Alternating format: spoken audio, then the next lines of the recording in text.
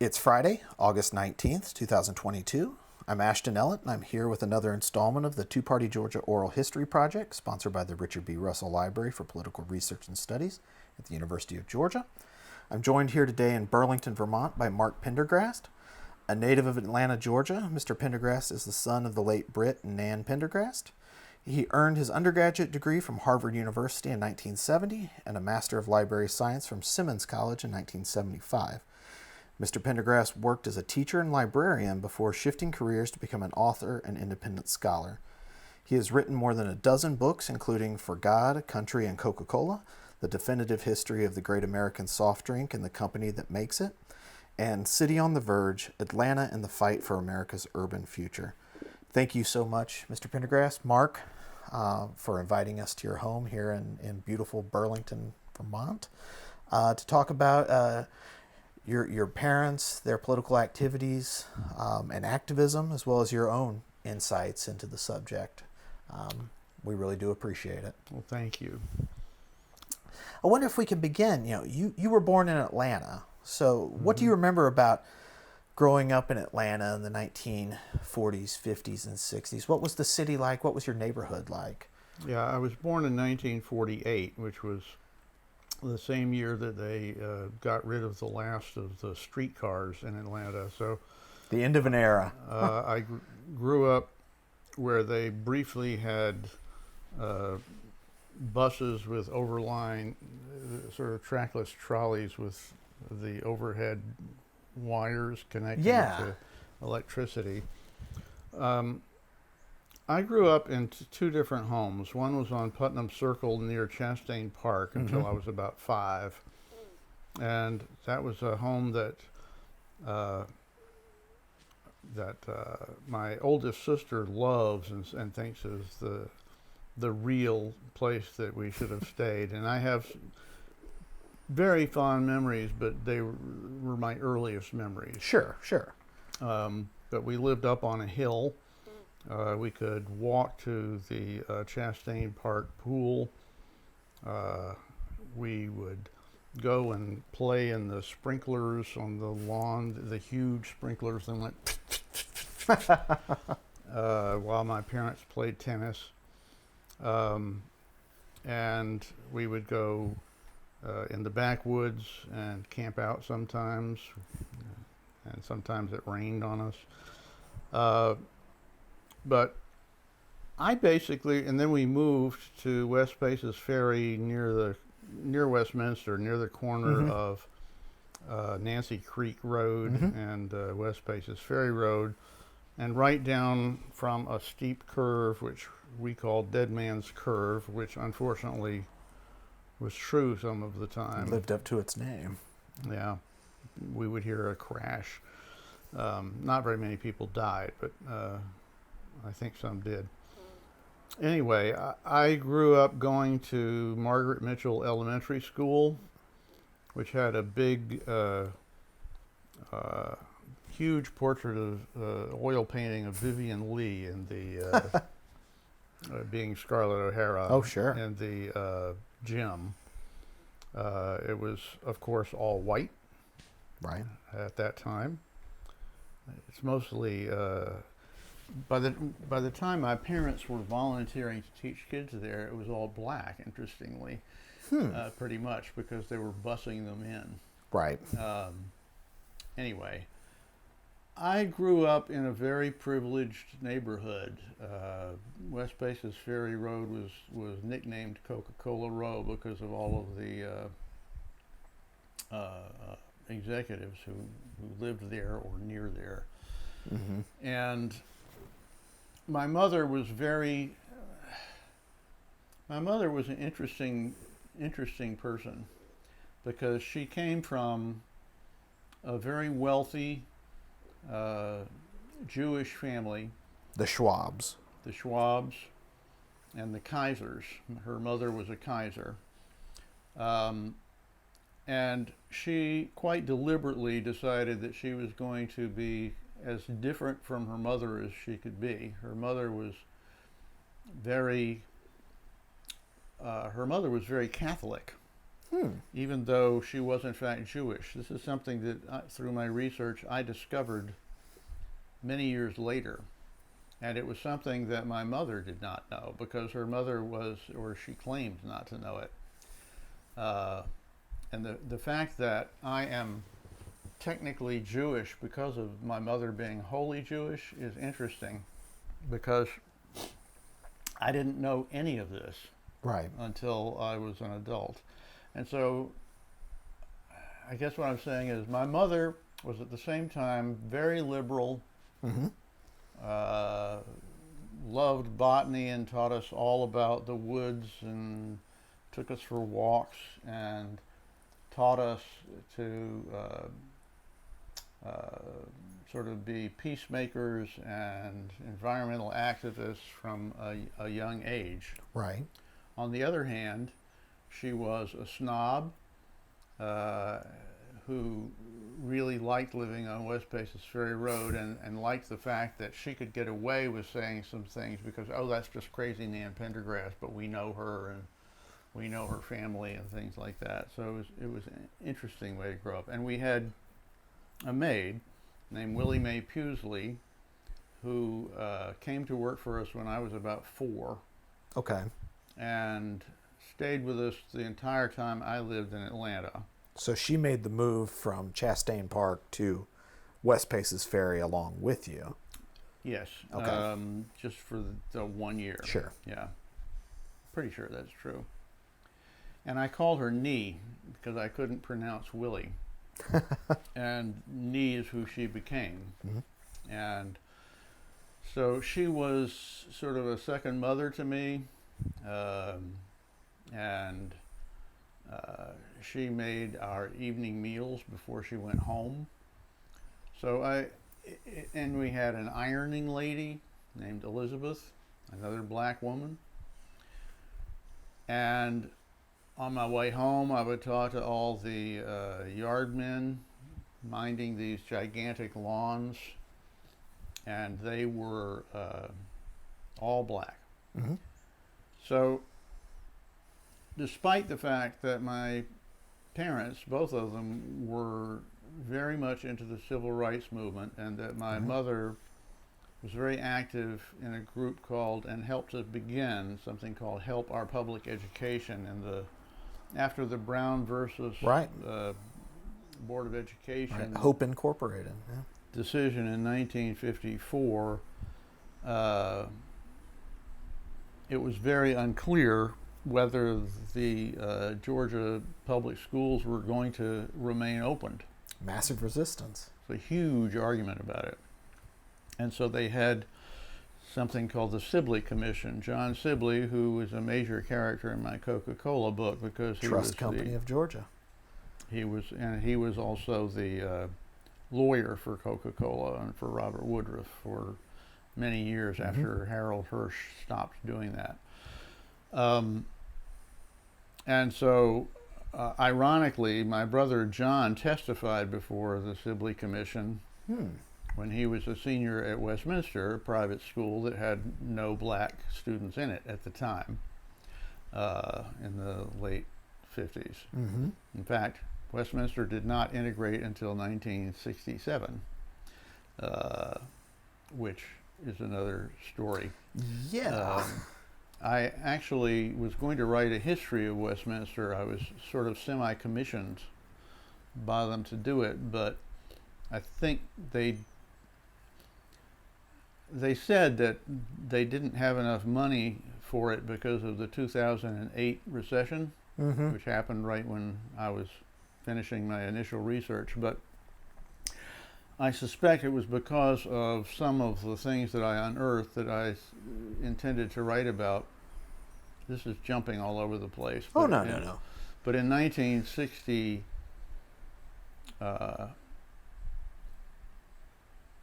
it was the Sibley summer. Commission would have been The Sibley Commission was in summer of 60? 60. Yeah. That's right. Let's just go back to that. So basically, they decided that they should, with all deliberate speed, as the Supreme Court has said, that they should integrate.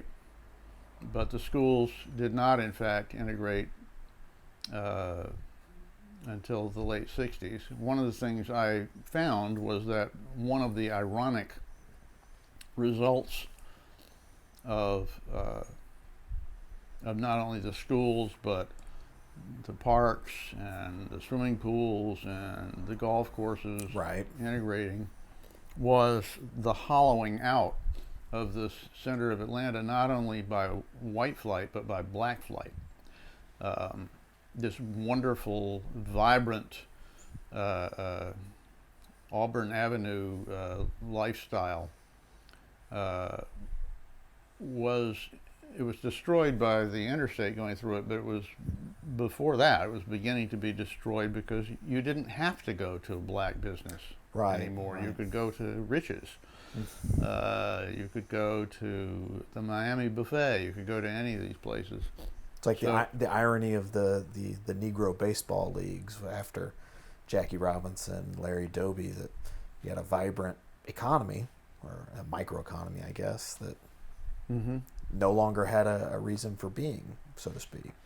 So it was an interesting time to grow up. So I grew up in a very secure, very privileged lifestyle. I didn't realize how privileged it was because we certainly didn't spend money on much of anything, and we had a very small allowance, like 25 cents a week or something. And we got to spend exactly $15 for Santa Claus to get us something.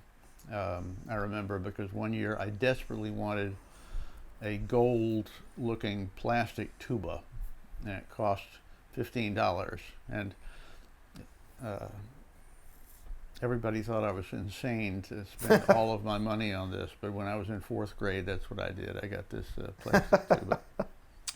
We would drive down West Paces Ferry, which was not very busy or crowded, to go to the Ida Williams branch of the public library, to go to the hobby shop,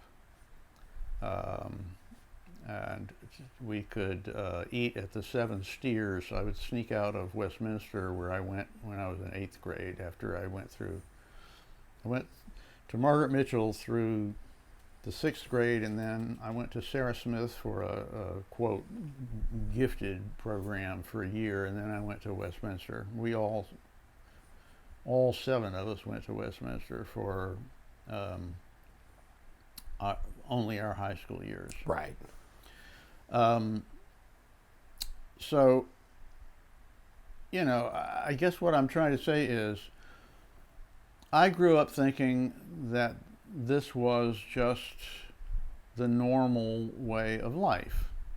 And I did spend a summer teaching in an inner city boys club, teaching little kids to swim who were terrified of the water. And we had a swimming pool that I grew up totally swimming all the time. So I thought that this was, you know, a normal thing. But we would go to Savannah and stay on Tybee Island in a little beach house, often many summers for like a week. And so I have wonderful memories of walking to the beach in my bare feet and learning to body surf there and things like that. And we brought Nee, our maid, with us to Tybee Island. And I remember when I was, probably in 4th grade or something, we were stopping to eat at a place on the way down, and they wouldn't let Nee eat there. It had never occurred to me, believe it or not, it had never occurred to me that this would ever be the case. I just didn't think about it. And so we didn't eat there. We did take out someplace along the road, and we had a picnic instead. Another racial incident I remember is my father built a sailboat called the Y Flyer. He named it the Albatross because it was beautiful when it got going, but it was also Gangly. it was a weight around his neck because he had to do a lot. It was all wood, and he had to do a lot of work on it. My dad was an engineer and very smart guy who knew how to do a lot of things. My only complaint about him is that he didn't teach me to do a lot of things. But he built this boat, and we would go up to Lake Ellett. Mm-hmm. Excuse me. Most weekends of the summer, most Sundays, and we would race sailboats. Oh, wow. And we would stop and pick blackberries along the dirt road that had miles of them that you could funnel into. But we went past Lockheed on the way there. Right. And we went up Route 41. There was no 75. There was no 75 at that time. And we stopped at a wonderful place to get charbroiled hamburgers sometimes. I remember that. And on the way back there, we passed a Ku Klux Klan rally off to the right on the way back home. And they were burning a cross. And my father reached his hand out the window and went like this. And I didn't know he knew what a bird was. That seems out of character given what you've... It was totally out of character. My father was this gentle southerner who would never hurt a fly. So that was one of the things I was most proud of my father for having done. But one of the stories I told at the end of City on the Verge, and I did want to mention, by the way, I wrote a third book that's, because I was from Atlanta, I brought these out so I could show them off. Here's For God, Country, and Coca-Cola, and here's City on the Verge about Atlanta.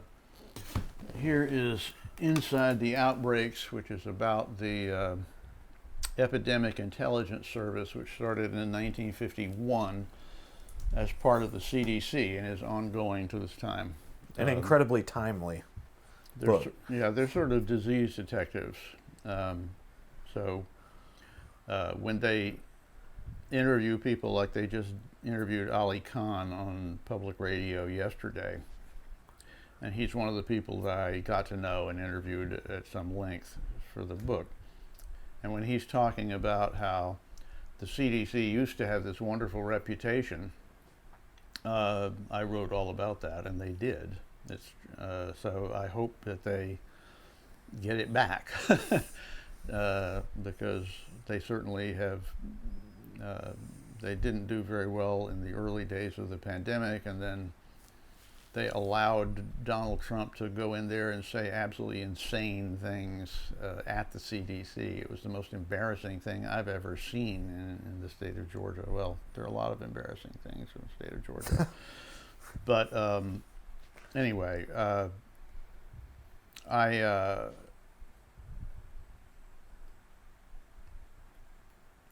my dad, by the way, he worked for DuPont briefly for 1 year in Philadelphia after he got married.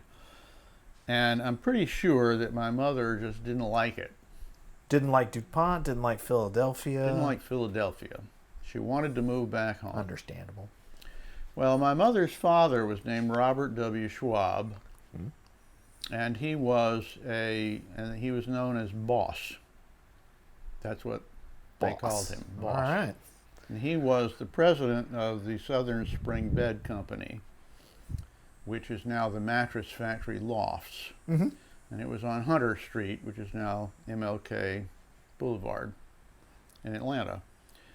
So all of the boys, except Craig, the youngest, there are 4 of us brothers, we all worked for a summer in the factory.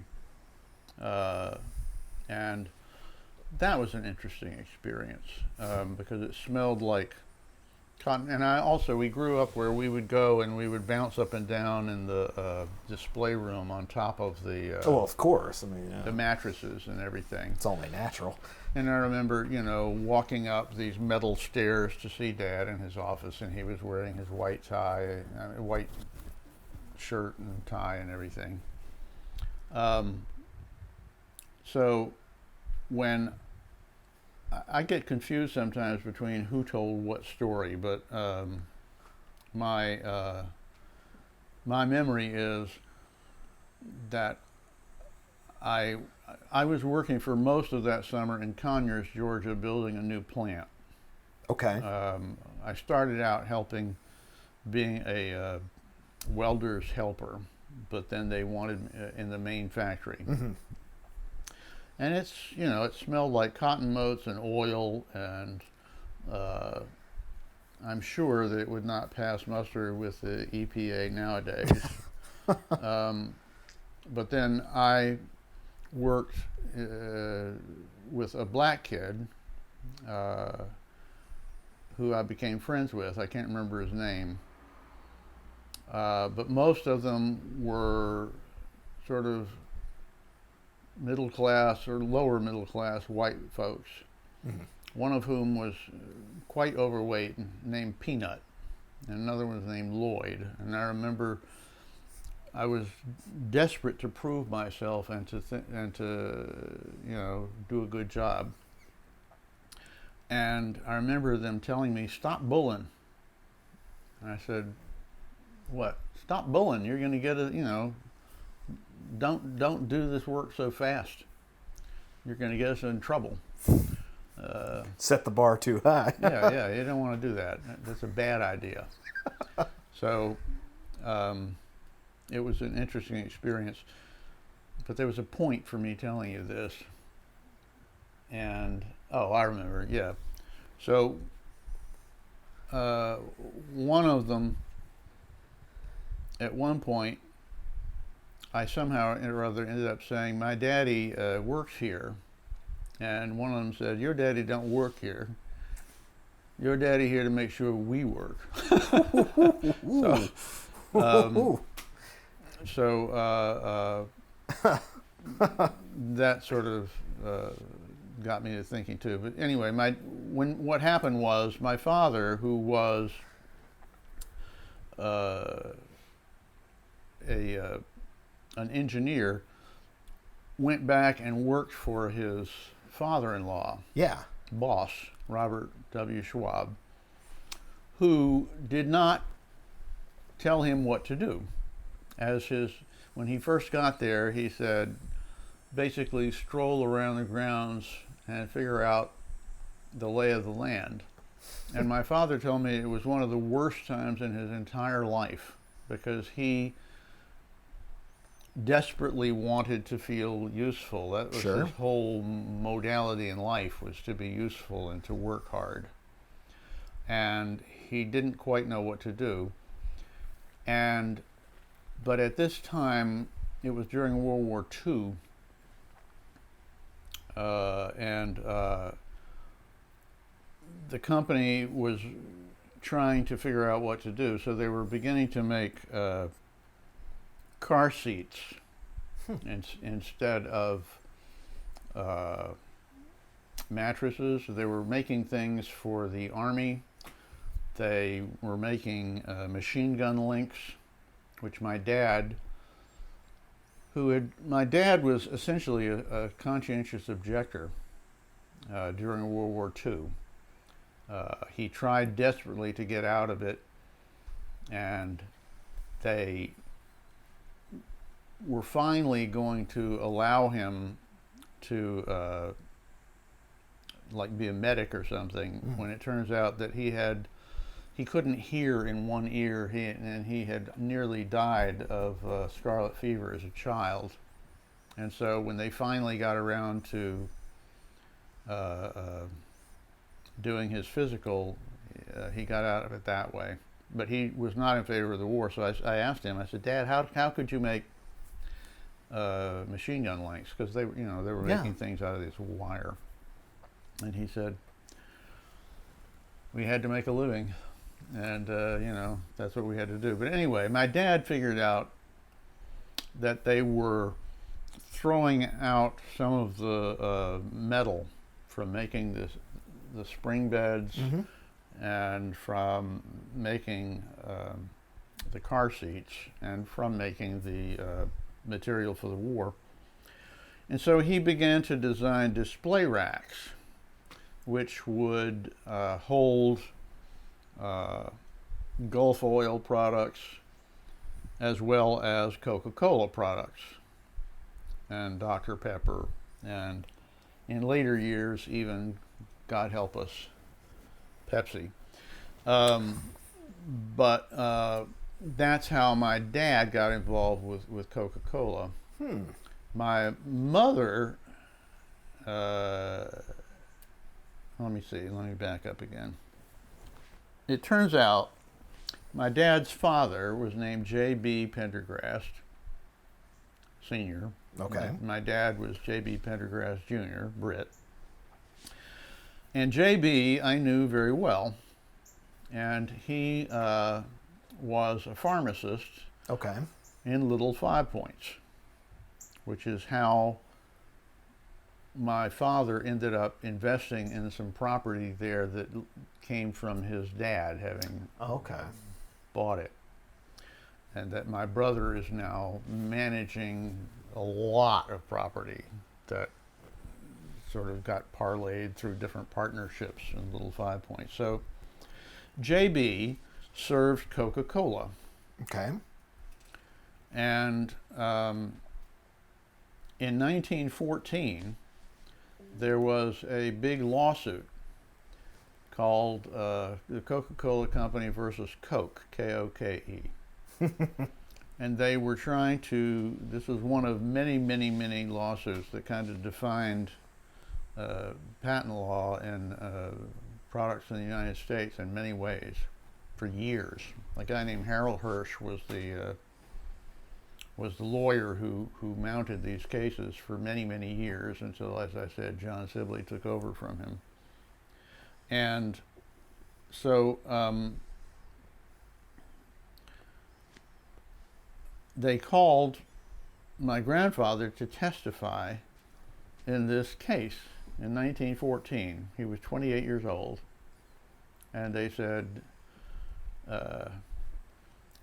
when people come to your pharmacy and they ask for a Coca-Cola, what are some of the nicknames they use when they ask for a Coca-Cola?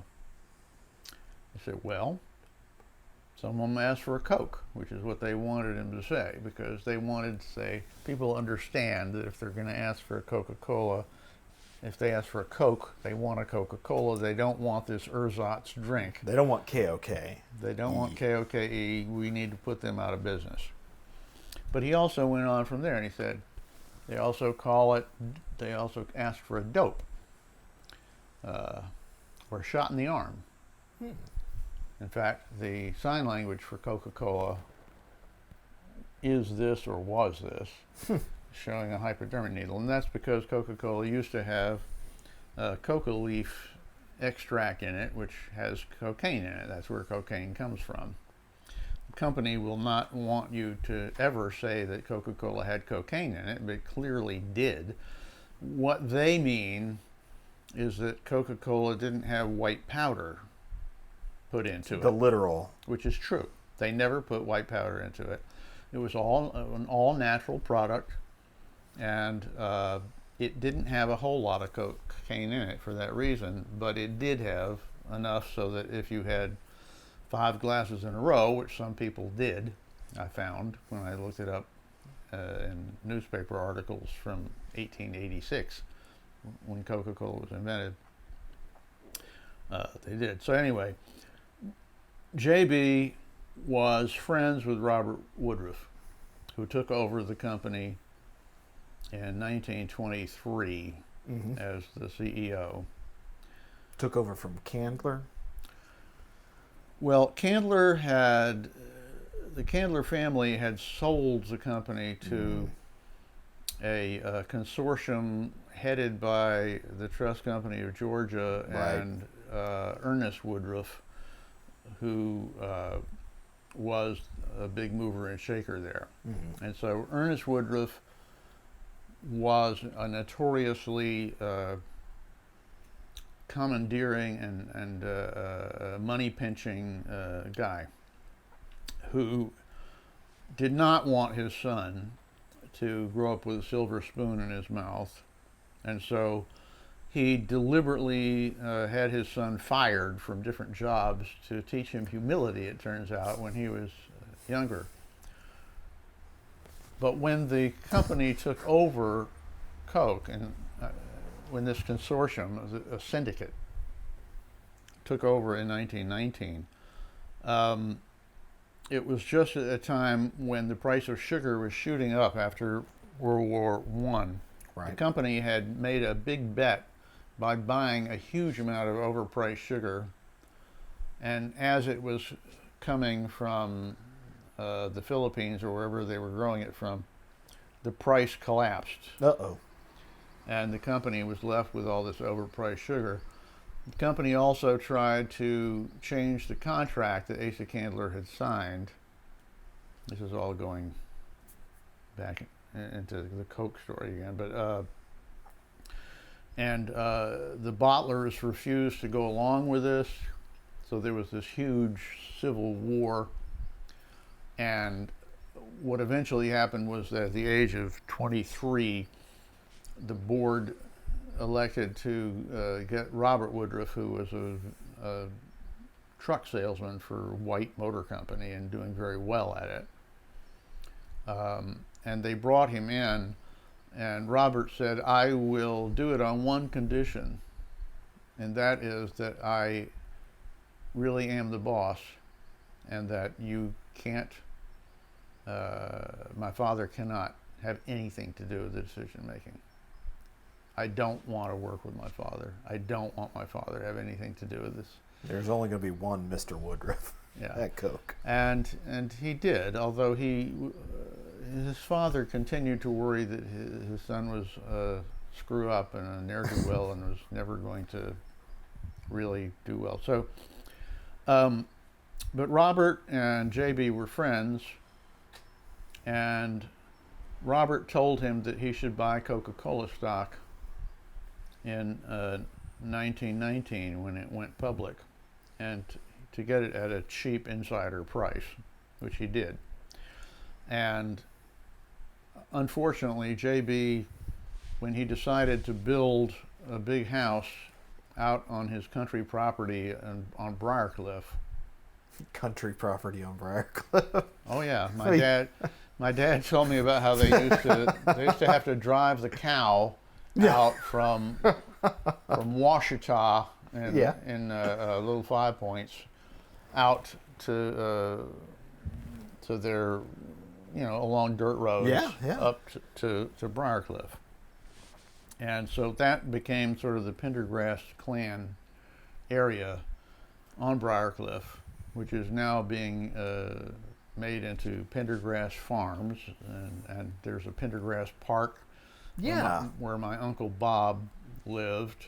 Okay. But Uncle Bill's place is going to be Pendergrast Park, and Uncle Brody's, Uncle Ambrose, his place is going to be something else. It's still has yet to be determined, but they're going to develop that into something. And my cousin Martha, Bill's daughter, lives in the big old house that the boys helped to build with local fieldstone in the 1930s. But in order to build that house, JB sold all of his Coca-Cola stock. Sold all the preferred stock to build the house. Which is unfortunate.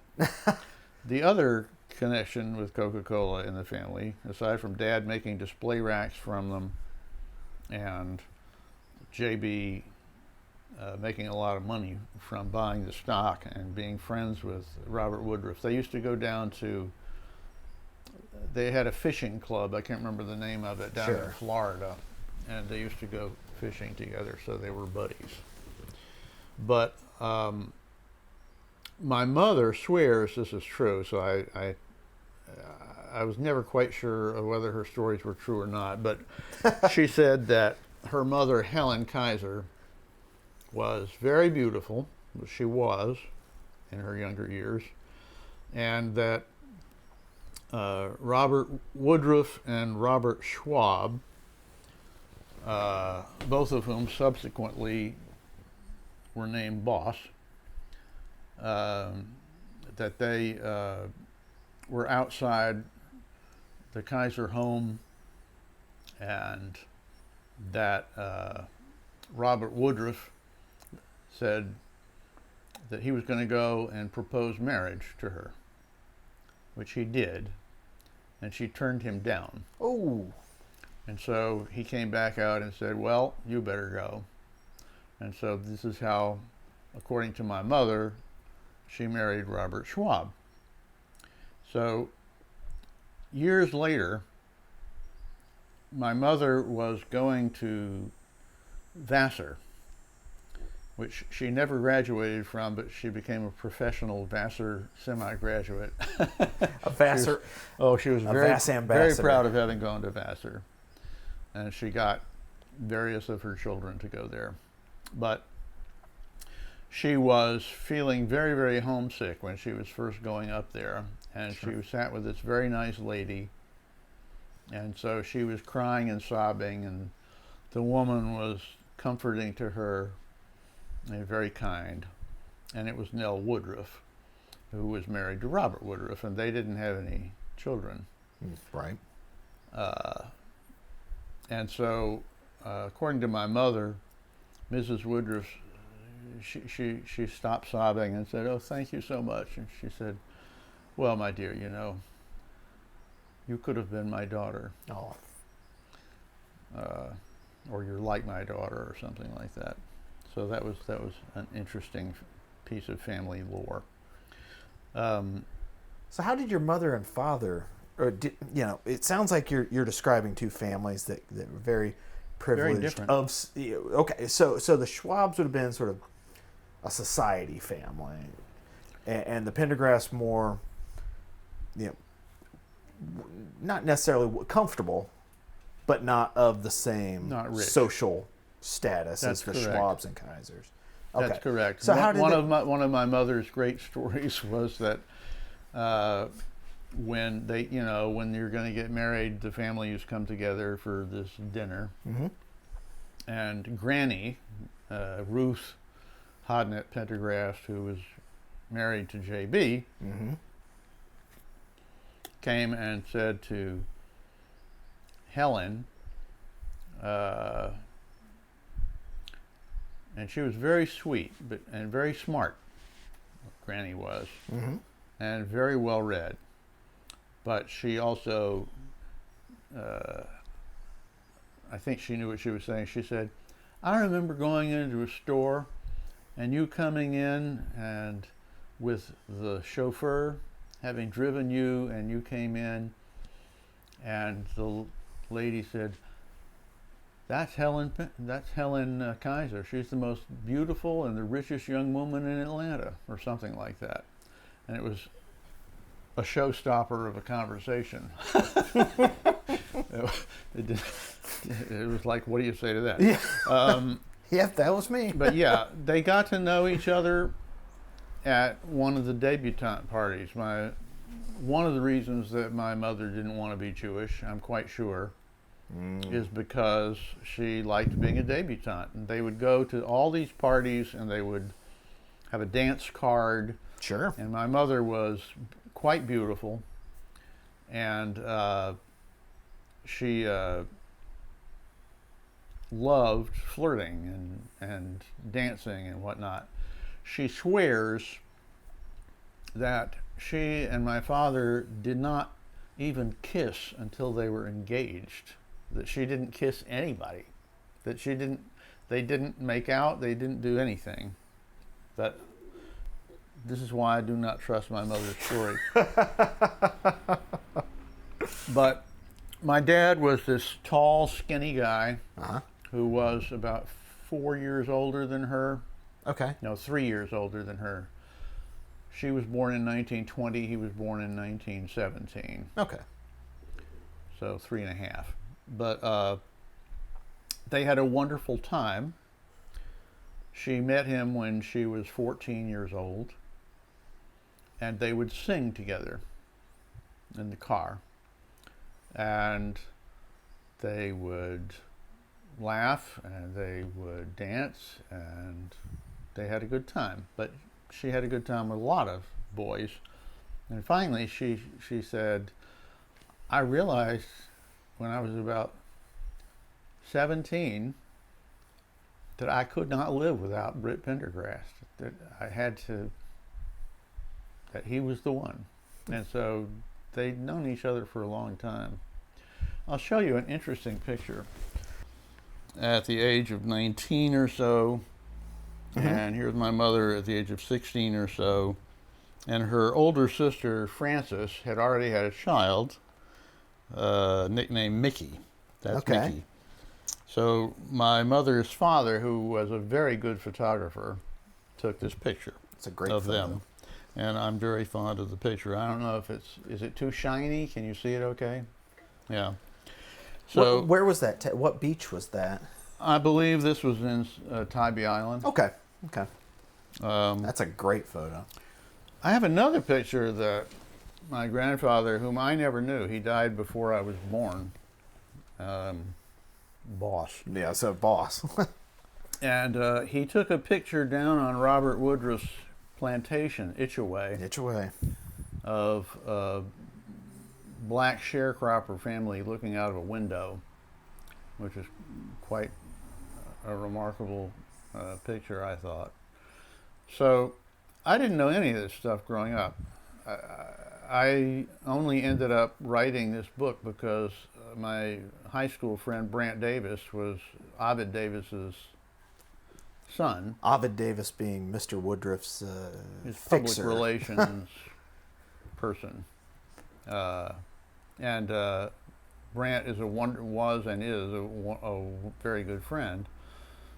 And he worked for Coca-Cola for quite some time, most of his career. He was a lawyer, but he ended up being the person who did Coca-Cola's internal house organ magazine. Okay, yeah. But it was a beautiful, sumptuous, full-color thing showing Coca-Cola being delivered by mule and helicopter and whatever all over the world. And so out of politeness, I had asked Brant for a copy of the publication he was putting out. And it just blew me away. And so I began to do some research, and I read a wonderful book called The Big Drink by E.J. Kahn Jr. It came out in 1960 about Coca-Cola, which was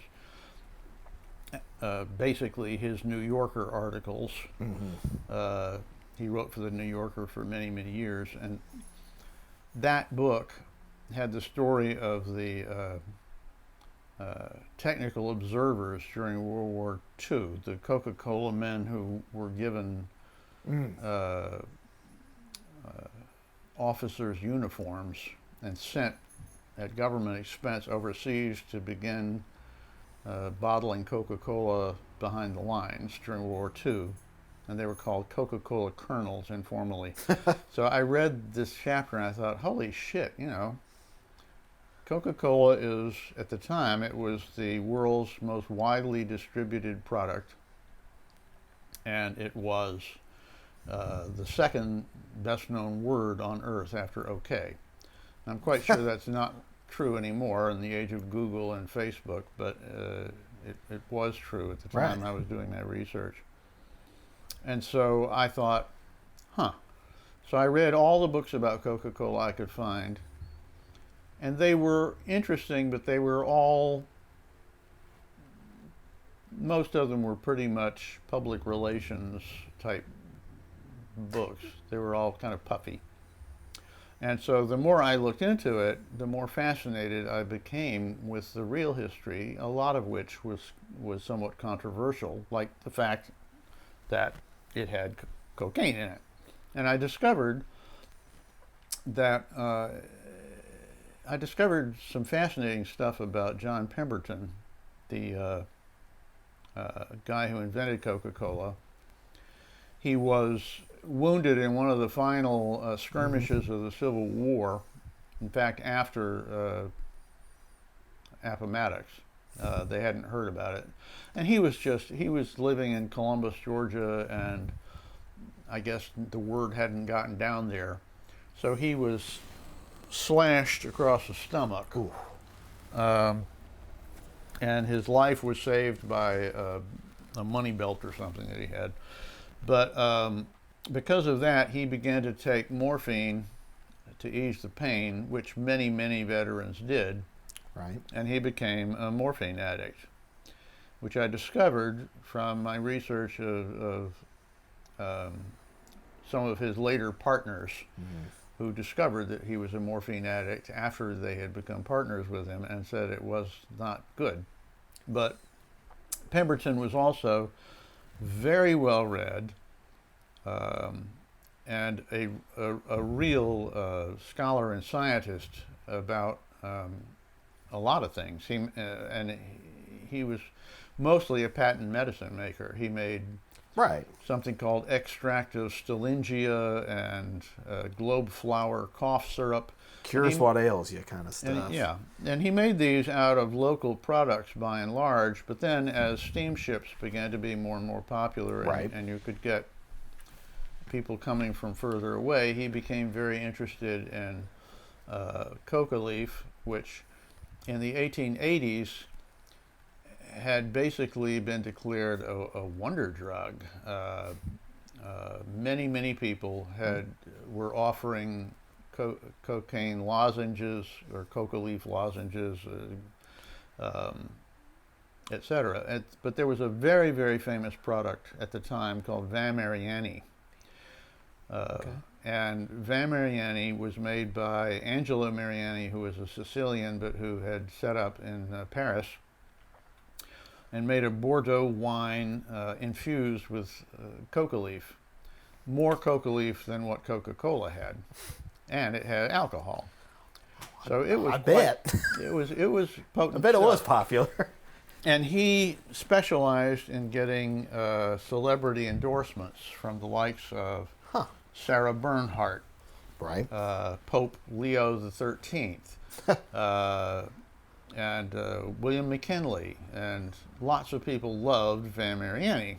And a lot of singers particularly liked it. It was good for their voice. So John Pemberton created something called French wine coca, which was a blatant Van Mariani ripoff in 1884. The KOKE of its day. Yeah. So and French wine coca was doing very well, but in 1885, Atlanta voted to go dry. As of, I think, May of 1886, or as of 1886 at some point. And Pemberton panicked and decided that he had to modify the drink to take out the alcohol. It turns out he didn't. They allowed him to continue to sell it as a medicinal beverage. But he didn't know that. So he ended up selling both of them at the same time. He invented Coca-Cola by adding cola nut, which had the caffeine in it, by adding a shitload of sugar, and by adding some really exotic essential oils, some of which came from the French perfume industry, some of which came from China, oil of cassia, sort of a cinnamon thing. And so he developed this sort of secret formula for Coca-Cola, and that is what ended up being what we now know. So anyway, I found out all this stuff, and I found out that Coke had been involved in purported death squad activity in Guatemala. it basically said, no, no, no, it's not us. This was much later on. This is in the 70s.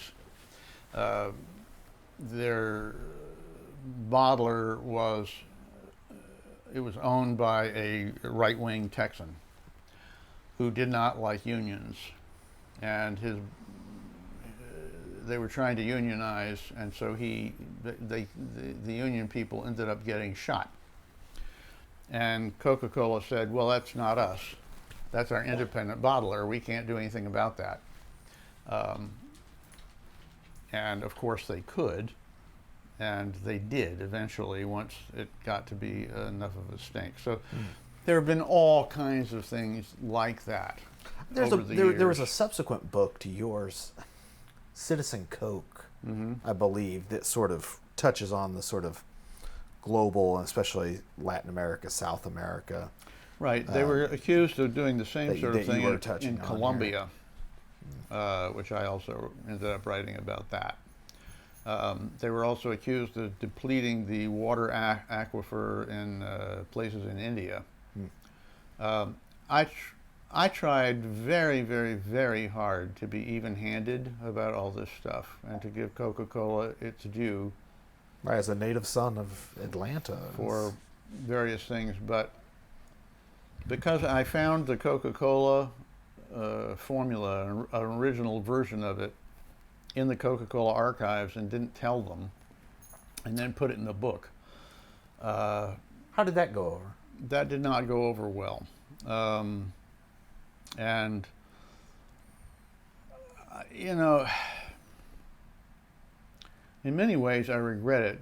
Phil Mooney was the archivist there for many years, and you know, we had become quite friendly during the course of this. But I didn't tell him that I'd found this thing, and then I even said, Phil Mooney came and handed me this folder, and I looked at it, and it had a big X on the top, but it said F.E. Coca, and it had all these essential oils, and I thought, holy shit, this is a version of the Coke formula. Anyway, they weren't happy about that, and they weren't happy about a bunch of other things. So unfortunately, they've never sold the book in their World of Coca-Cola Museum, which I deeply regret. Now, what you say is this was a formula.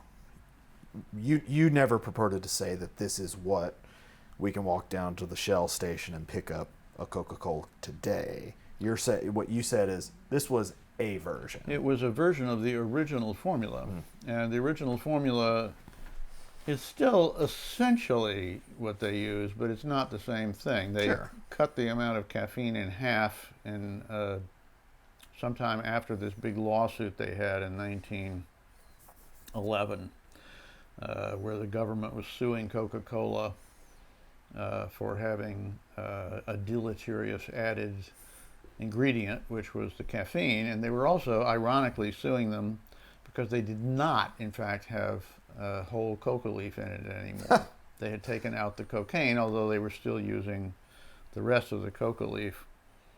But Coca-Cola also was no longer using coca leaf as its source of caffeine. They were using wasted tea leaves. It was a lot cheaper.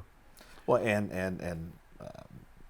high fructose corn syrup obviously wouldn't have been used in the original. Right. So it's been changed in a variety of ways. For a while, before 1906, they were using saccharin because it was cheaper than sugar. But they stopped doing that relatively early on. There's a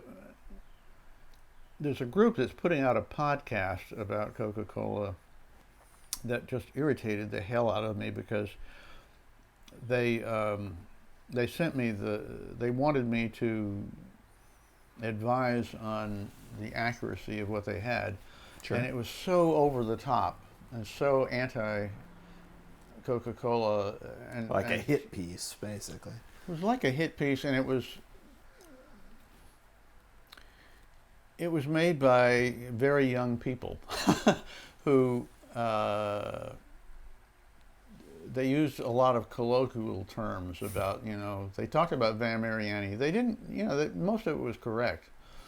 But they called it a French bevy and things like that, and it just the whole tone of it was not the way that I preferred. So I ended up just saying, Good luck. But one of the things they said was that Coca-Cola was responsible for Monsanto Chemical being so powerful and wonderful because they bought so much saccharin.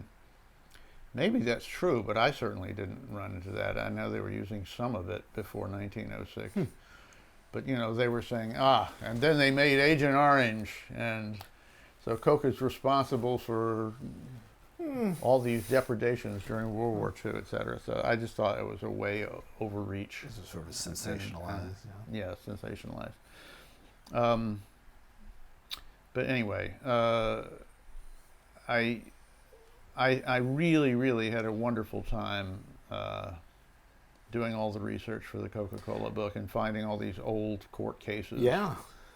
I mean, I remember because I bought your book. I would have been in grad school, so this would have been 2008, 9, 10.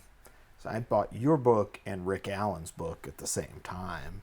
And there was another book called Cola Wars about sort of the political maneuverings of Coke and Pepsi. Cola Wars had come out in 1978. Yeah.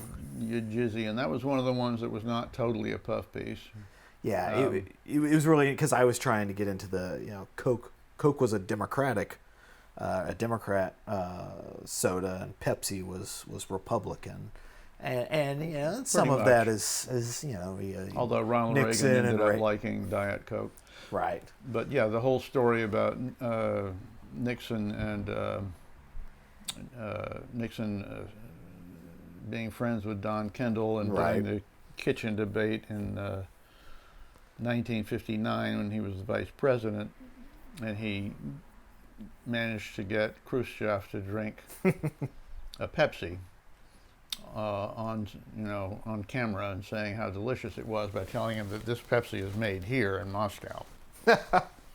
And then Pepsi hired Nixon once he lost the presidential election the next year as their lawyer.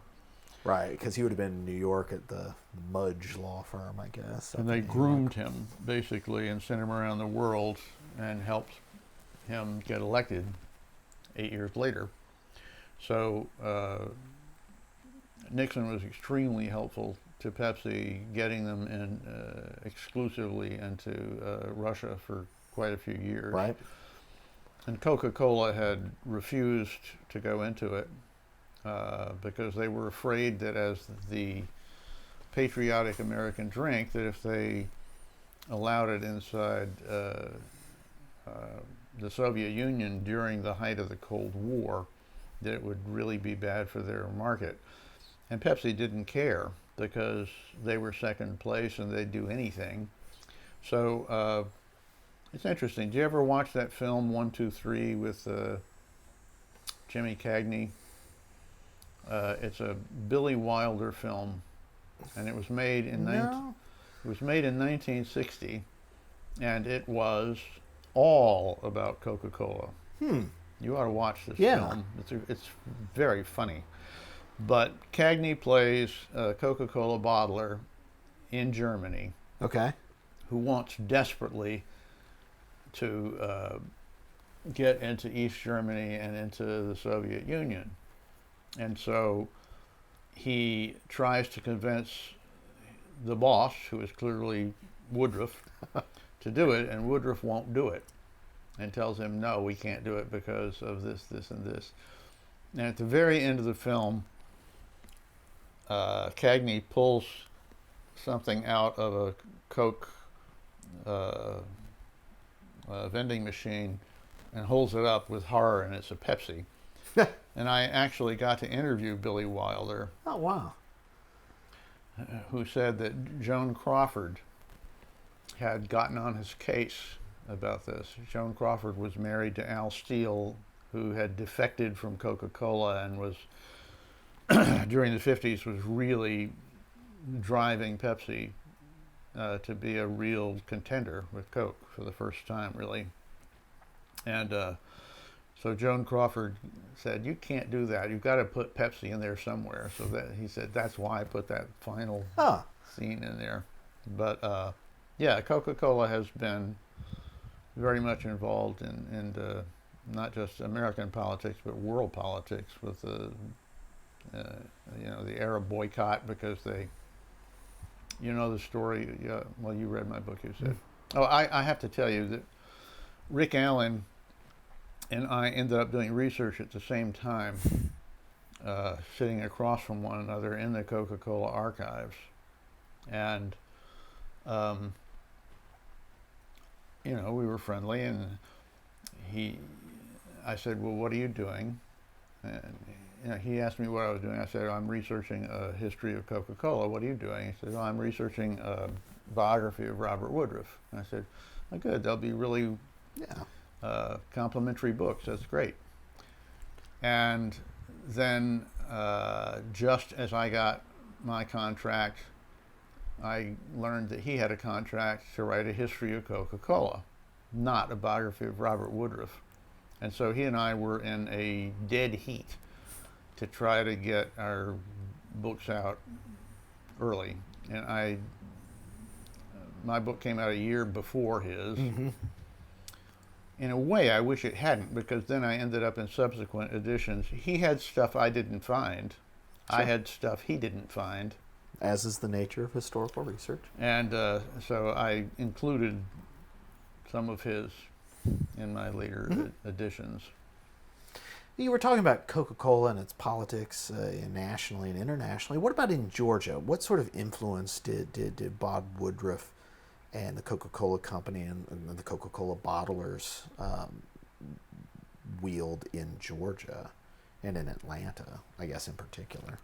Well, they had a huge influence in Georgia and in Atlanta. I'm trying to remember the name of the book. There was a sociology book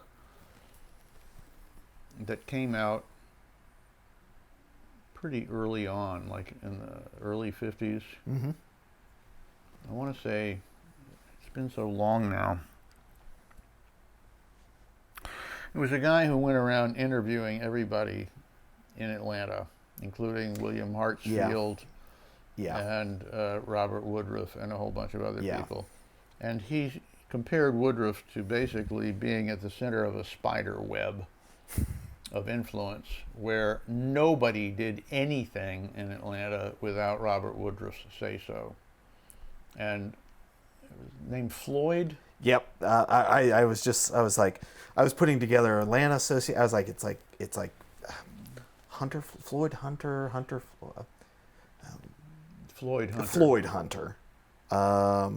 Community Power Succession. Community Power Structure. Succession was the subsequent book. Right. Community Power Structure. So that was, this whole thing about the Atlanta way of,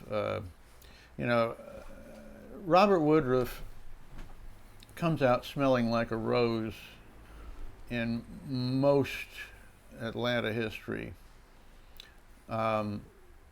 He was, in fact, he did some good things. He introduced malarial control on Itchaway, and that led him to help the CDC at its very onset, and provided the land for them, I believe. They were originally designed to fight malaria, which most people don't know. But Woodruff was a mixed bag. He was like an old-fashioned, patriarchal a boss plantation owner, the boss. And one of the worst incidents in the early civil rights movement began on Itchaway Plantation with one of his basically foremen being upset that one of the black sharecroppers was messing with his black girlfriend, and he shot him. I believe I've got that right. But I know that there was a big thing in the early thing. So, and I found a sort of smoking gun in Woodruff's papers at Emory University, where he was saying that giving the vote to blacks was like giving the vote to chimpanzees. And Coca-Cola was a racist company, had been racist for a long time. All the ads from the 1930s, the only blacks in them were whites in blackface, or servants, all dressed up in white gloves, handing over things. And so Coca-Cola then decided, oh, we really do have to advertise to African Americans, but we'll do it in Ebony magazine. We'll keep it separate. Eventually, they realized, no, we're going to have Ray Charles advertising Coke, which Ray then. I was going to say, when I was a kid, Ray Charles was. He was Pepsi. Diet Pepsi. But he started with Coca-Cola. You got the right one, baby. Yeah. He started with Coke and then got hired away. But one of my favorite stories in the book, which I always thought would make a good television show or movie, was Charlie Bottoms and Charles Boone. Charlie Bottoms was this old-fashioned white salesperson for Coca-Cola. He had, back in the day, if you worked for Coca-Cola, you had a job for life, and Coca-Cola ran in your veins, and you were proud to work for the company, and that's no longer true, unfortunately, in my opinion, for a lot of different reasons. But in 1964 or something like that, I can't remember when exactly, they called Charlie Bottoms in, and they told him that he was going to have a new partner named Charles Boone, and he was going to be the first black sales representative for Coca-Cola, and they were going to go around in the same car, and he was going to introduce Charles Boone to everybody, and he was pissed. He didn't want to do it. He thought it was stupid.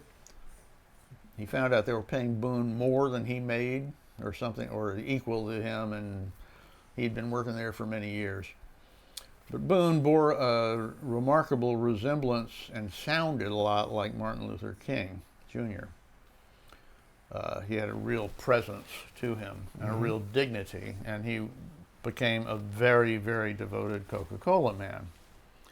And he and Charlie became very good friends, sort of under duress, because he told me when they went to Rome, Georgia, the head of the plant said, you better not bring that here, because there's going to be blood if you do, or bring him to the back door. They went into restaurants to eat together. They would serve Boone,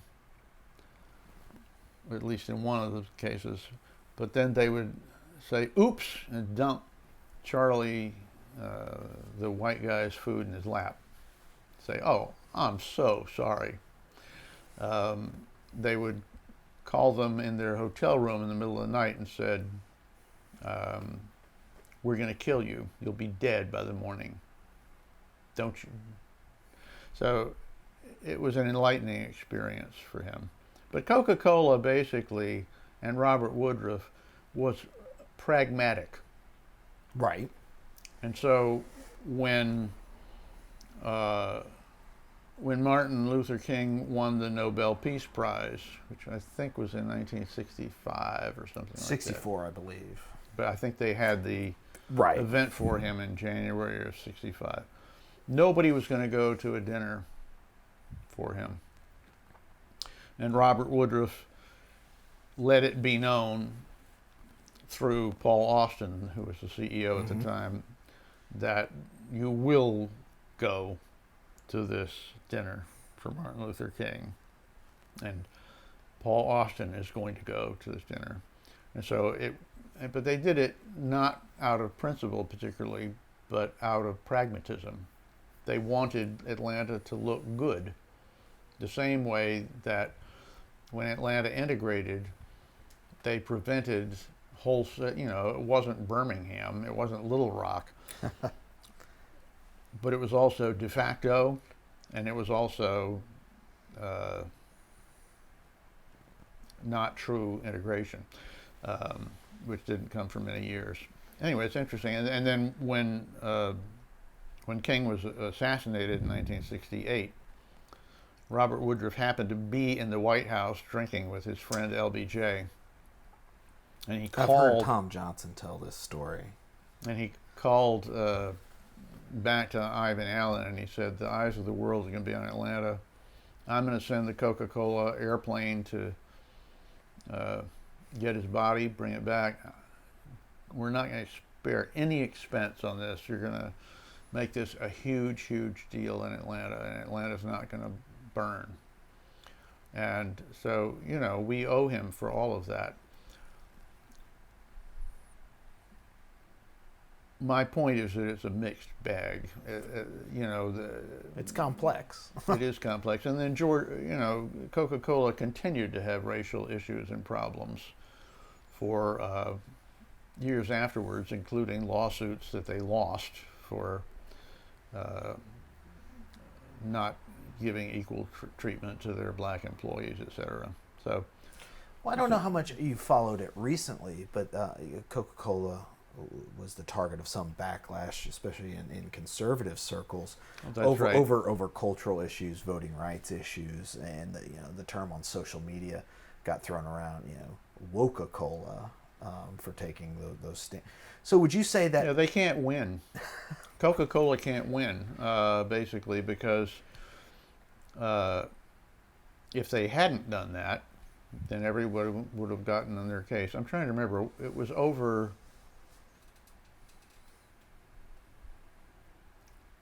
Was it over voting issues? I think it was over the voting right. I want to say it was the voting bill in Georgia about change. I want to say that's right, about changing early voting and that the sort of in the wake of the 2020 election. I want to say that's what sparked the sort of conservative backlash against the companies. Same as the Major League Baseball when they withdrew the All-Star game from Truist Park and relocated to Coors Field, excuse me, which is ironic because the Coors family is one of the America's longest serving sort of conservative backers. Very conservative. The Heritage Foundation was bankrolled by the Coors family. In addition to other, sort of right-leaning think tanks and organizations. Obesity. The Coca-Cola. Oh, the Coca-Cola was about obesity and. Well, and again, Coke. Back to your quite legitimately, point. I think, has been blamed for promoting the obesity epidemic, and then they. Now they offer lots and lots of alternatives. Sure. And they also have, provided a lot of money to Atlanta over the years. Emory for all University kinds of things. is starting with Asa Candler at Emory. When I moved to Georgia, somebody referred to it as Coca-Cola University, and it may be a little of a stretch, but I don't know if. Well, no, it's true. I mean, the library is named for Mr. Woodruff, Mm-hmm. and the Woodruff Foundation is ubiquitous in its giving. But to your point, it's complex. I wonder if we could take a step back and talk about your family again, and sort of the complexity of your family and your mother growing up in a Jewish family. whose mother was Catholic, but she and your father were Quaker, or were they members of the Society of Friends. They were That's Quakers. right. For many, many years. How did that happen? I wonder if that also informed her politics, being a liberal Republican at a time when, the euphemism goes, all the Republicans in Georgia could meet in a phone booth. Well, my mother had, as I mentioned, she was at Vassar when Walter White, the head of the NAACP, Right. who ironically looked quite white, so he had a lot of white in him, but he certainly self-identified as an African American.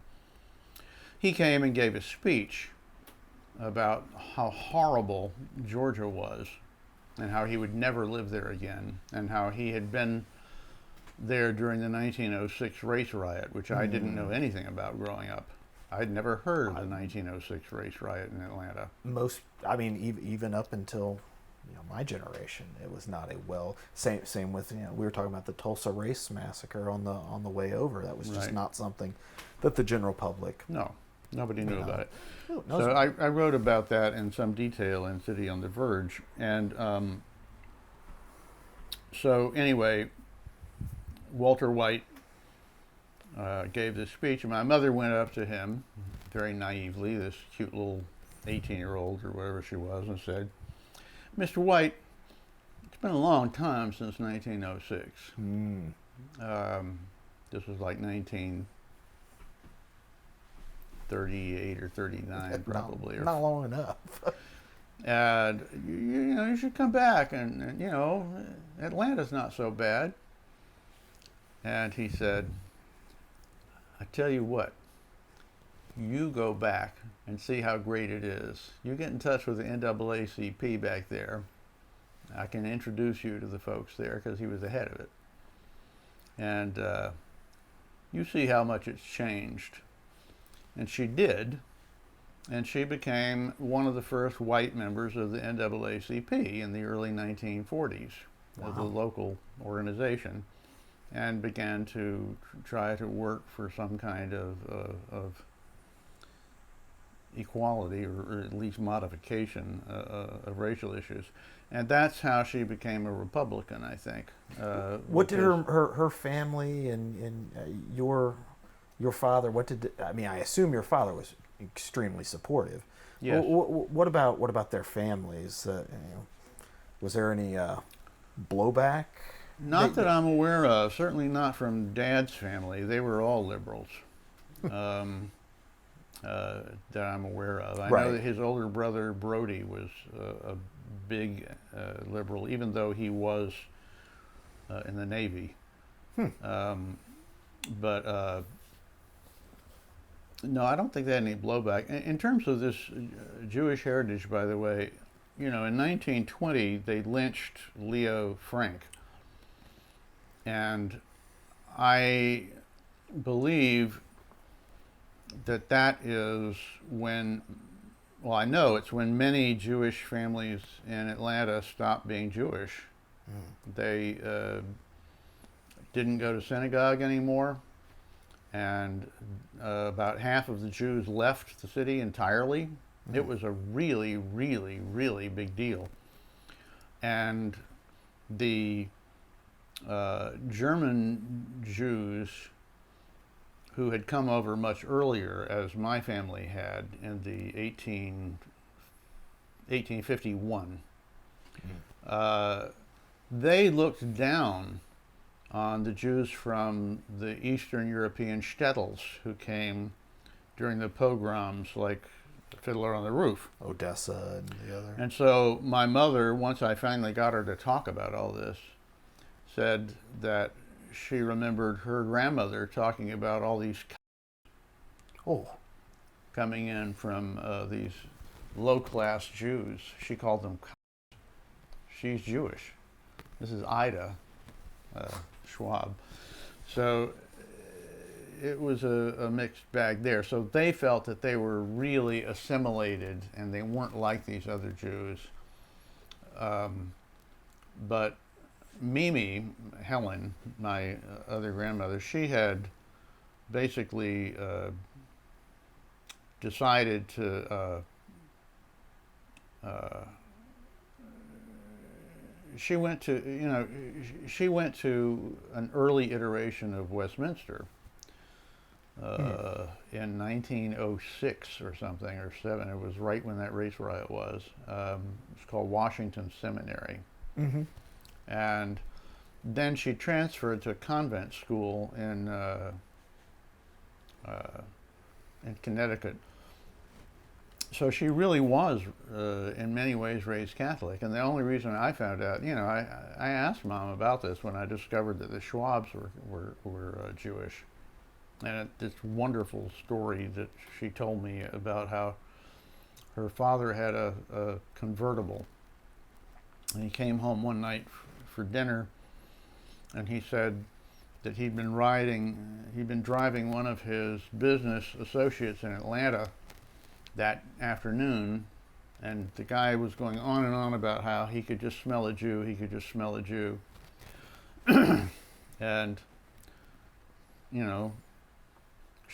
boss did not say anything.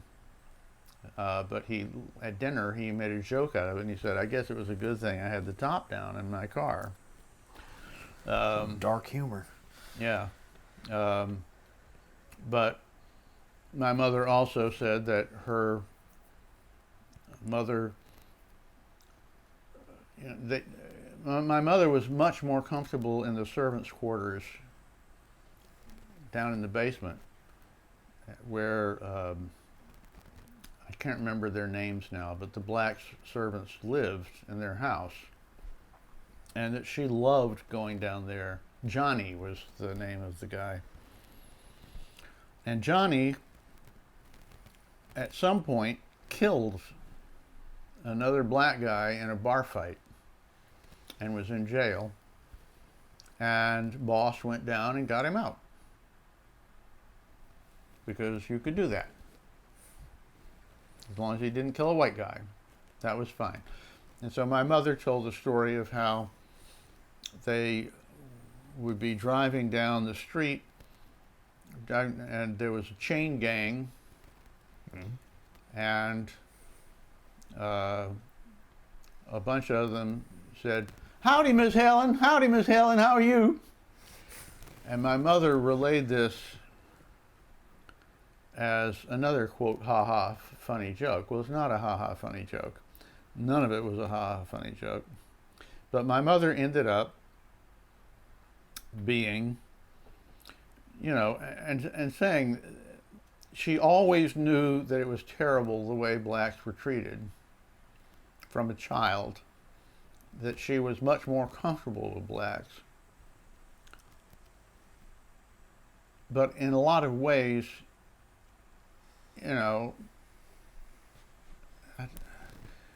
my mother was a person of her generation. She was unusually caring. She was unusually liberal. My dad certainly was. They went to Forsyth County and protested when they were in their 70s or 80s. Oh, wow. Yeah. Yeah. They got spit on. They made the walk, the big protest. I forget who big protest. His name escapes me. Who organized it? But yeah, I think it was Abernathy, but I'm not sure. But anyway, they were brave and courageous people. But my mother was also a person of her time. One of the things I said at the end of City on the Verge, I wrote about Willie Mae Pewsley, Nee, and how guilty I felt for not going back to her when she had a stroke, and then when she died, I didn't go to the funeral. I was in Vermont, and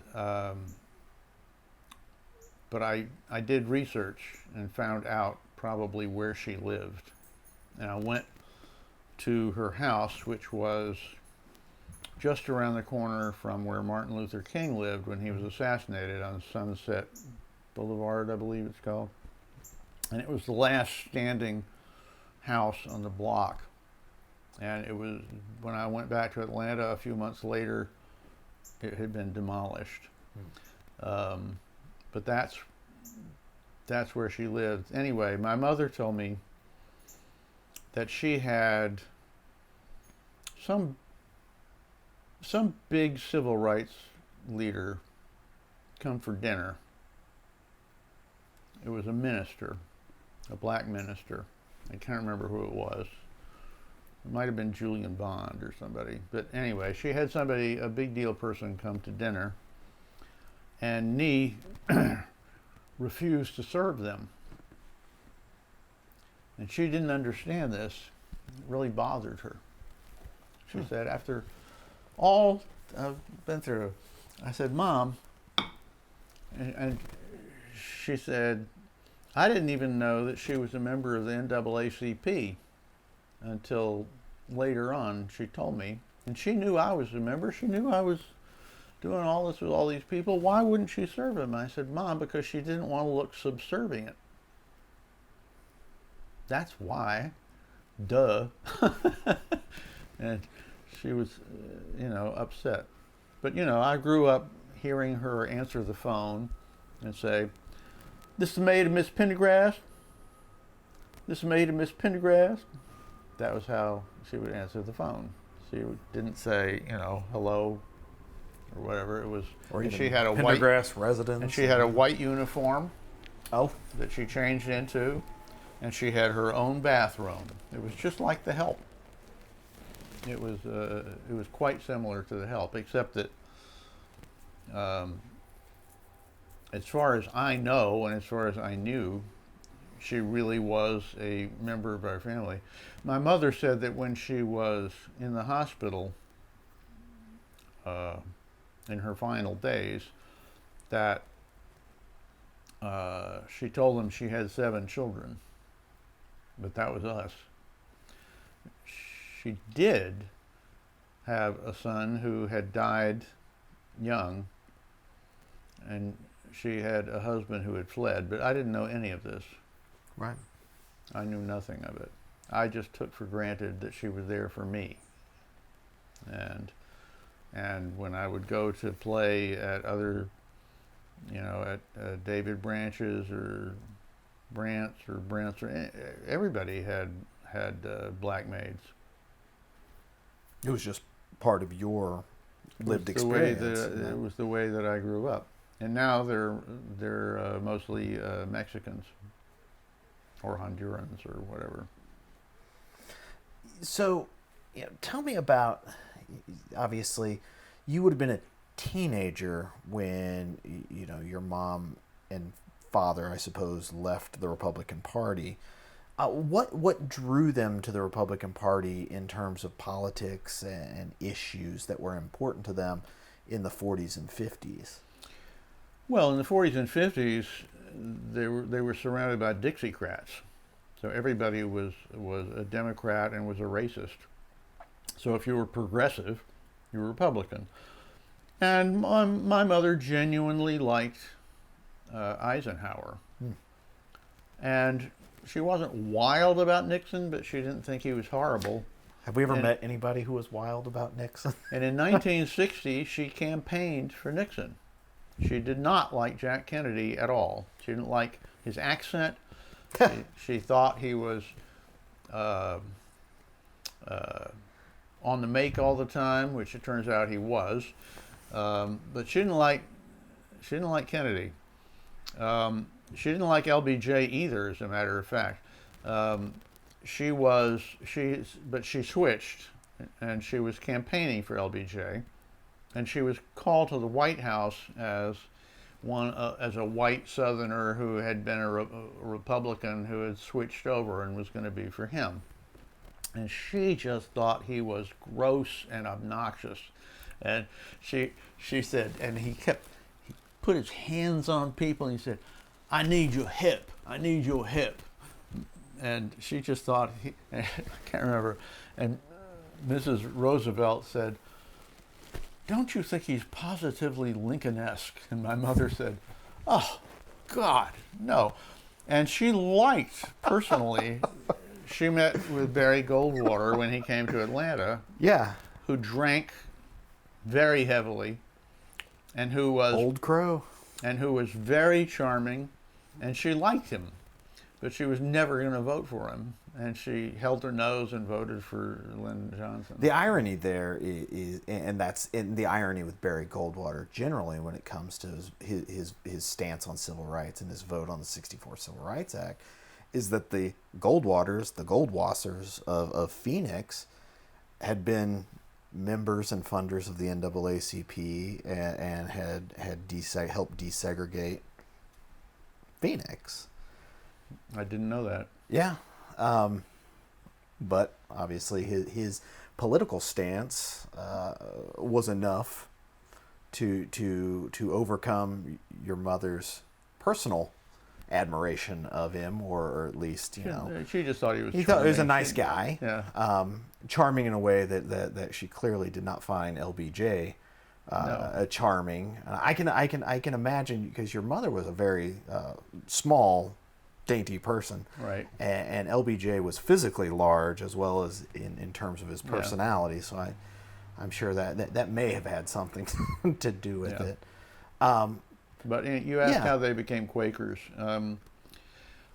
When I was raised, they took us to the Episcopal Church. We went to St. Philip's, and then we went to St. the Anne's cathedral. later on, which was more local. Mm-hmm. And where Allison Williams was the minister, and he was very liberal. Oh, yeah. And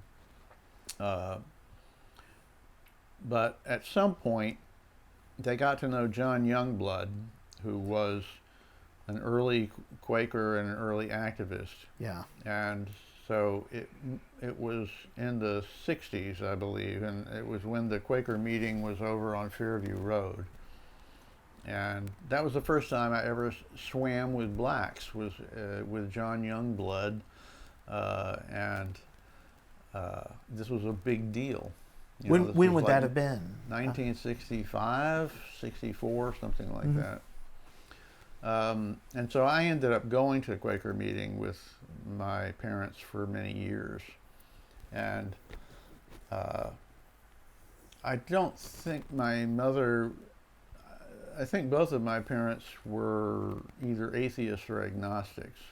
And so they didn't really believe in much, but they did believe in holding people in the light and all of the activism and the good things that the Quakers did. And they were incredibly supportive of them. There were people in the meeting who would get up and begin going on and on and on, and that drove them a little bit insane. My dad fell asleep in his later years a good deal of the time, and my mother contemplated the flowers that she brought. She always brought flowers that were in the center of the meeting.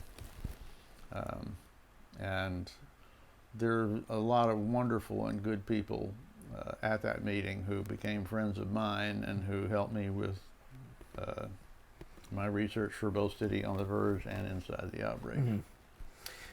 So it sounds like, I don't want to put words in your mouth, moving towards sort of the 1960s when your mother especially moves away from sort of her active role in the political parties, being a member of the executive board of the Republicans, to sort of the more established civil rights movement, Right. peace movement. She used to be in the League of Women Voters, Right. that sort of thing. And you mentioned Hope Incorporated, and I wanted to touch on the irony being that you and your 6 siblings went to Westminster schools, which is probably, I don't want to get on the wrong side of anybody, but one of the most prestigious private schools in the state of Georgia, in Atlanta, up there with Lovett and Pace, and Of course, they would say that they were much better than Oh, Lovett. sure, absolutely. But all that to say, you weren't a product of the public schools. I guess at your elementary school My days. elementary, up through 7th grade I was. Then in So- 8th grade I went to Westminster. So you would have been, you and some of your younger siblings and older siblings would have been in the public schools when your mother and your mother especially was active in Hope. Is that right? I guess Not 59, me. 60? Yeah, it would have been. I started going to Westminster about that time. Okay. But my younger siblings would have Sure. been, yeah. But my mother, as I said, was a snob. She wanted her children to go to Ivy League schools, Which they did. which my Well, I brother, mean- my brother went to Williams. I went to Harvard, and my younger brother started out at Vassar before he decided he didn't want to go to college anymore. Craig did not. Craig went to UNC, and then he went to law school at the University of Georgia. Go University There we of go. Georgia. Go Dogs. So you should talk. You should talk to Craig. Talk to Craig. Go Craig's Dogs. the youngest, right? Yeah, but we grew up loving Georgia Tech and hating the University of Georgia. We looked down on them. They were all, Nobody's perfect, Mark. This happens in families. yeah, you we know. would watch Bobby Dodd's recap of the games all the time. But anyway, you were asking me. Yeah.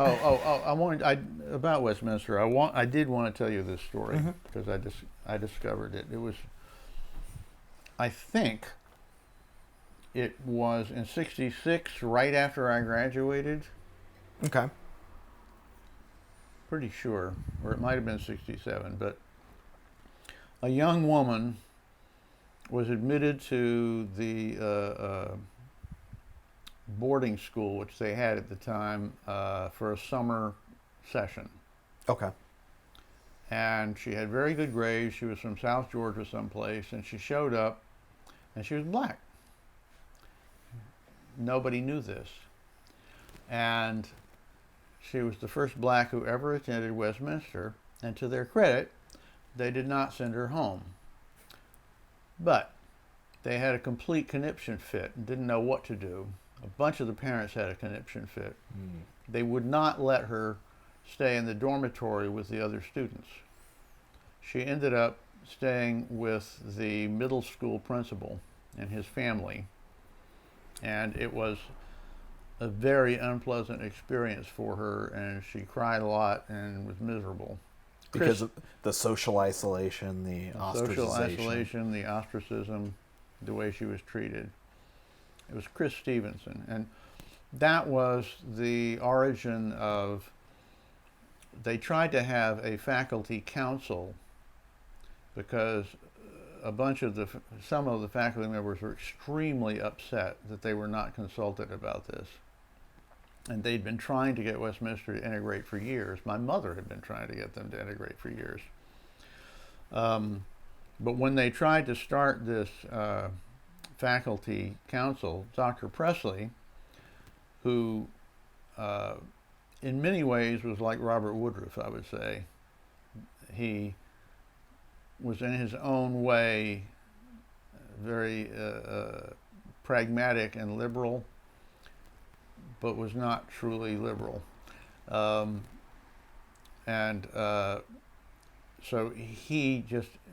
they did integrate, but he absolutely would not have anyone have any say with the Board of Trustees except him. So he came into the faculty members with a piece of paper and he said, "You're going to sign this saying you're not going to be a member of any faculty senate or you're fired. You're out of here. That's it. I'm not going to have what amounts to a union." Well, it wasn't even a union. They just wanted some kind of say with the Board of Trustees about what was going on.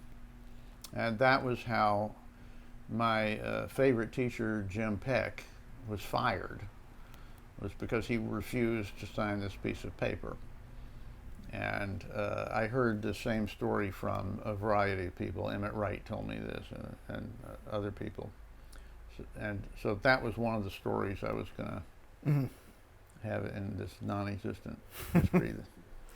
Well, it sounds like that, the thread of I guess for lack of a better term, social justice that sort of, was a driving force in your mother and father's life, took them from the civil rights movement to the anti-war movement, the peace movement. Yeah, and my father ended up being a advisor to conscientious objectors during the Vietnam War. And now your oldest brother was a conscientious objector. Is that right? He didn't even get as far as being a conscientious objector. He just left. He didn't try. He gave up his U.S. So he didn't file No, he just left. He gave up his U.S. citizenship, and so for quite a few years he could not come back to the United States until Jimmy Carter finally gave them amnesty when he was president. Now, were your parents, or you able to go to Canada and see him? And that's what you would do? Yeah. So you would have graduated high school in 1966. That's right. High tide of the Vietnam War would have been while you were away at Harvard. So you would have had... I had a student exemption. Right. And then I got married, and I had a child by the time I graduated. And then I taught high school English. Okay.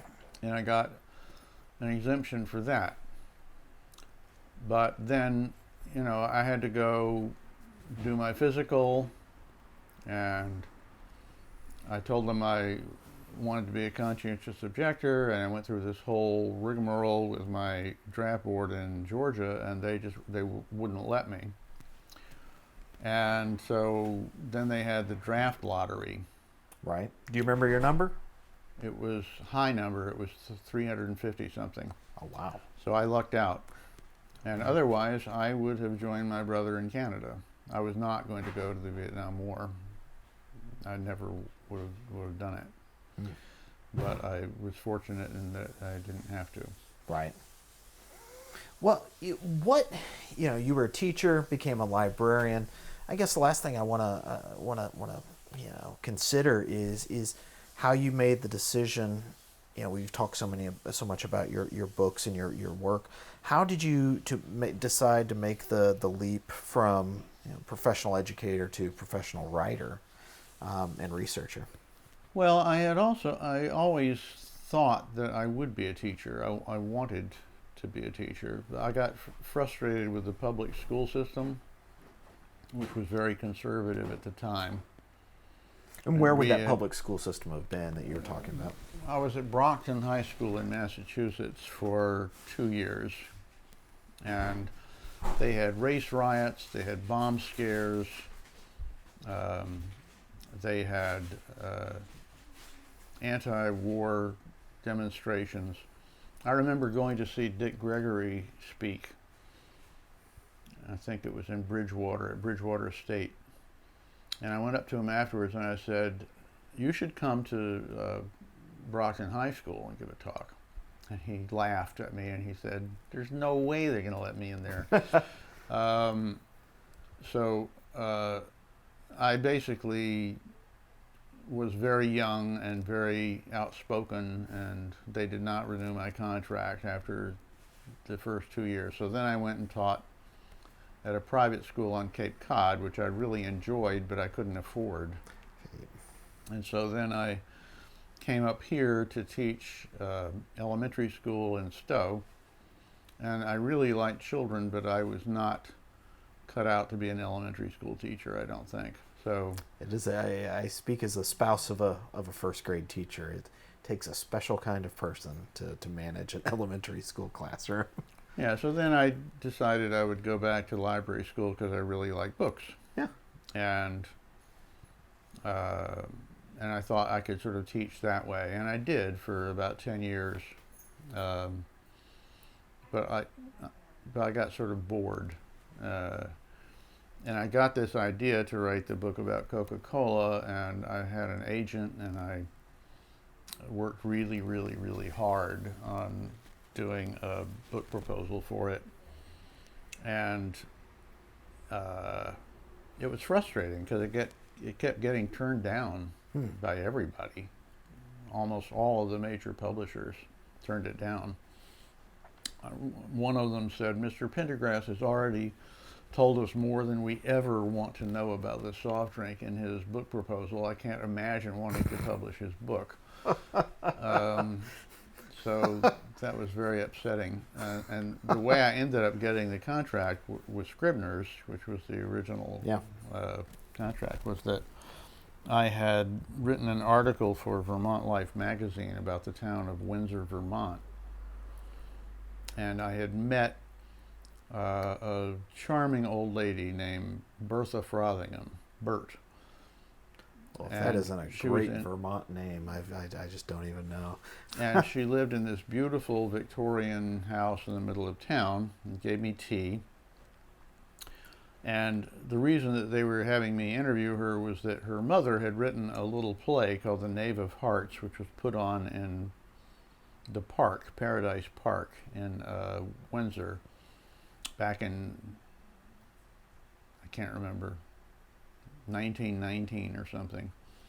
And they were going to put it on again in Paradise Park. Paradise Park had gone on hard times and was a drug-infested place at the time, but they were trying to bring it back. Sure. And it was a centennial or something. And so she showed me this book, and she said, and my mother's play, Maxfield Parrish, lived across the river in the Cornish, New Hampshire colony. There was this artist colony there. And the famous sculptor Augustus St. Gaudens was there. And my father was kind of part of that because he was Maxwell Perkins. He was the famous editor for Scribner's. I said, "Your father was Maxwell Perkins?" "Yeah." I said, "Oh." So anyway, Maxfield Parrish came and saw this thing, and he illustrated it and made a children's book out of it, and then Scribner's published it. And I said, "Wow, that's amazing. Maybe, is it in print?" She said, "No." I said, "Well, it ought to be in print. Will you give me permission to, try to help you do this? I'm a librarian, and I like doing this sort of thing." So, long story short, I wrote to Scribner's and explained that I'd written this thing about Windsor, and that Bertha Frothingham's mother, whose name was Louise Saunders, had written this book, and that her father had helped get it published. And I got a letter back from Charles Scribner III saying, "Yes, I know the book. I have my father's copy of it, and it should be in print. You're right. But we wouldn't publish it because it's not really a children's book and it's not really an art book. You should try David Godine," which I did, and that's another long story. But I was so excited that I had gotten this letter from Charles Scribner III that I wrote back and said, "Thank you very much. I'll take your advice.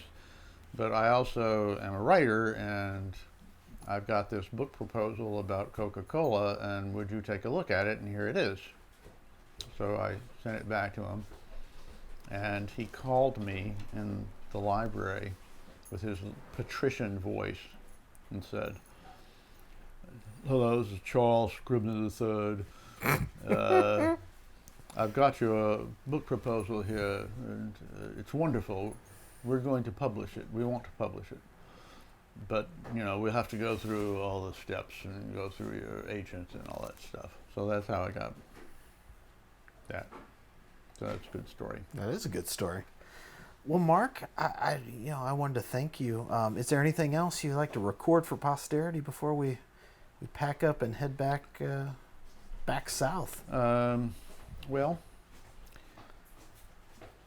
I hope I gave my parents credit. They were wonderful and inspiring people who not only tried to do good in the world, but and they tried to do a lot for the environment as well. My father ended up working for as the head of the Heritage Trust Foundation after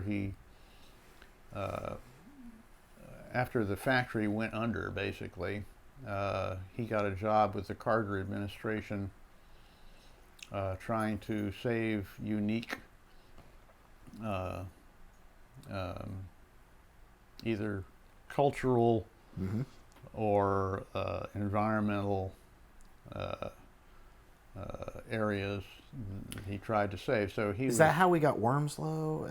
And that's how you got Wormslow. That's how you got Ossabaw yeah. Island. And he tried to get Itchaway. He talked to Joe Jones about it, Mm-hmm. but Joe Jones said, "No, there's no way we're going to do that, Britt." What did happen to Itchaway? Is it still a going concern, or It's is still a going concern. They made it sort of a private foundation, Sure. or environmental place of Well, its own. Yeah. But yeah, and Dad didn't blow his own horn nearly as much as my mother did, but he was behind her all the way with everything. And you know, one of my big things is singing, and they taught all of us to love to sing. We're about to have a family reunion next week, and we'll all sing. Right. And they taught us to sail, and that's one of my favorite things to do also. Well, you're in the right place for that. Yep. And so in general, I'm glad to be part of this. Well, and they both live to be almost 100 years old, so here's hoping longevity runs in the Pendergrast family. It seems to. All of my siblings are in relatively good health. My oldest sister is the youngest one of us, I think. She's about to turn 81, I think. Oh, wow. Wow. And is very active. Sure.